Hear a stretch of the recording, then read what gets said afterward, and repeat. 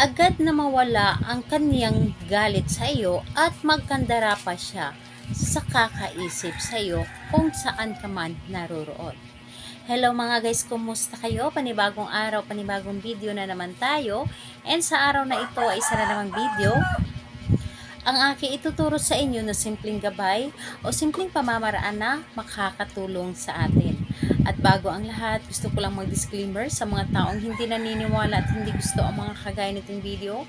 Please skip this video and maghanap kayo ng videos na gustong-gusto nyo dahil ang video na ito ay para lamang ito sa mga taong naniniwala and gusto mag-try.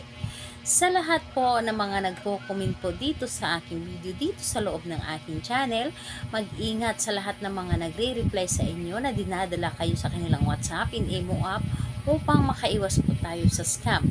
Ngayon po, ituturo ko sa inyo paano magkandara pa sa kakaisip sa inyo ang taong mahal ninyo at agad pa ito mawala ang kanyang galit sa iyo kapag kayo ay nagtatampuhan.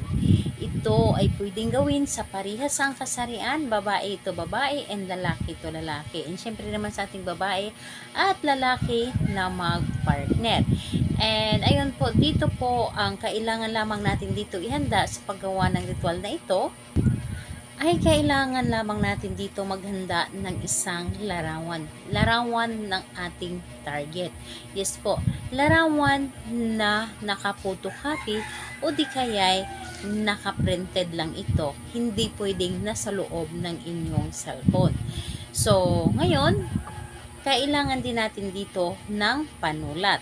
Yes po, kailangan din natin dito ng panulat. Kahit anong klaseng panulat pwede, basta ito po ay panulat. Makapagsulat lamang. Ngayon, kapag handa na yung mga sinasabi ko sa inyo na ating gagamitin, ay isunod din po natin sa paghanda ang ating sarili. Kailangan na alam natin sa ating sarili na gustong-gusto natin itong gawin. Alam natin sa ating sarili na ito ay makakatulong sa atin at buo po ang ating loob sa paggawa nito. Ngayon po, kapag ready ka na, ay pwede mo na itong umpisahan. So, ang gagawin ninyo sa larawan po, halimbawa, yung larawan sa likod ng larawan na inyong ginamit. Sa likod po, sulatan po ninyo ito ng 7 ulit ng kanyang pangalan at apelyido. Sulatan ninyo ito ng pangalan niya at apelyido ng 7 ulit. Ngayon, kapag nasulatan nyo na ito ng pangalan niya at apelyido, hawakan nyo lamang ang larawan at ilagay lamang sa inyong dibdib. Ilagay po ninyo sa inyong dibdib. Kapag ito ay nailagay nyo na sa inyong dibdib, pumikit lamang kayo. Isipin ninyo siya kung gaano ninyo kagusto na makita siya, gaano ninyo kagusto na maghandara pa siya sa kakaisip sa iyo, gaano mo kagusto na kapag kayo ay nagkakatampuhan o kapag siya po ay galit sa inyo, ay agad na mawala ang galit niya sa iyo. So, yun lamang ang inyong gagawin. Isipin nyo lamang siya. Dapat po ay mga positive lahat yung mga sinasabi or iniisip po ninyo. Dahil po ang ating isip ay makapangyarihan ito. Ito ay agad na gumana kapag ito ay inyong ginawa sa kanya. Basta't buo lamang ang inyong loob sa paggawa nito dahil walang imposible kapag kayo ay naniniwala at desidido kayong gumawa ng isang ritual.